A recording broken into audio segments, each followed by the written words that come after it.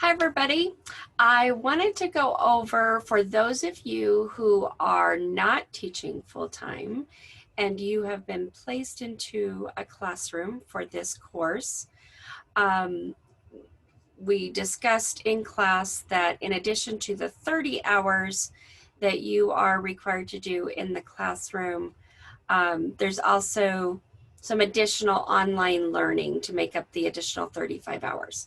So I have created a set of activities for you, an activity here, and I wanted to describe it. So I want to tell you, originally I thought about making like 5 hours worth different modules, but then I thought you are all in different contexts needing different things, and it would be much better for you to kind of choose your own adventure. And so that's what I ended up going with. So I'm going to walk you through what this choose your own adventure assignment looks like and how to do it. Okay, so this does address, all the learning outcomes in the course.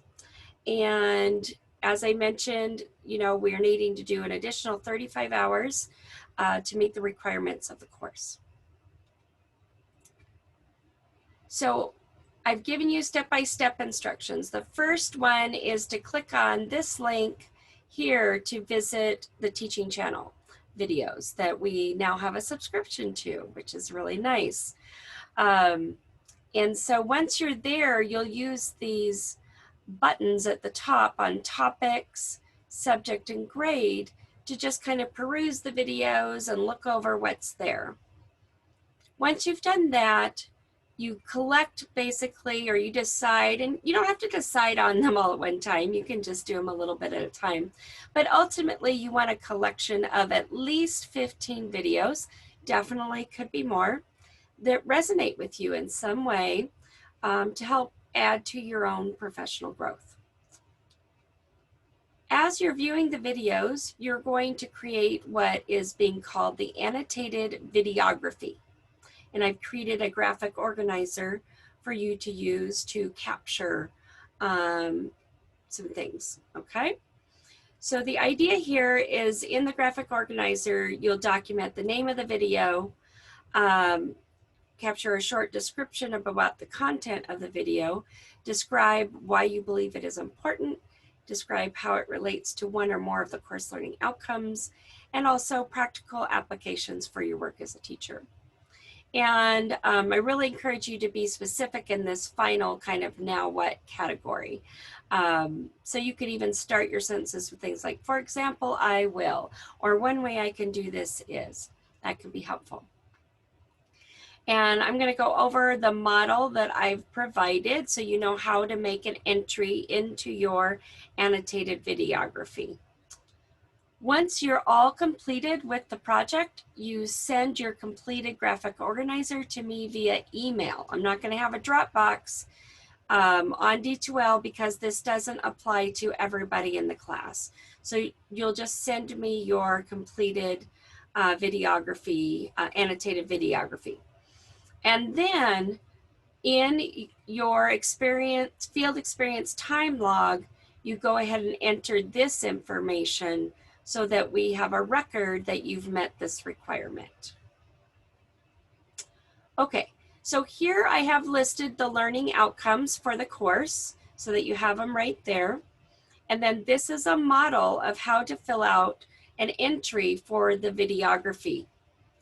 So you put the name of the video you viewed here, and then you put a short description here of what was in the video.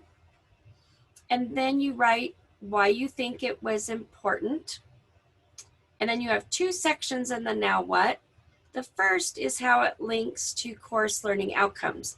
So notice here I actually copied and pasted a learning outcome and I put that in bold. And then I just put a short kind of note of how do I think that like this video is linking to that, okay? And the same thing with the second one that I chose. Now there were other ones I could have chosen as well. And I'm going to encourage you to try to get in a lot of the learning outcomes in your now what sections as much as you can. I mean, I don't want you forcing something that doesn't fit.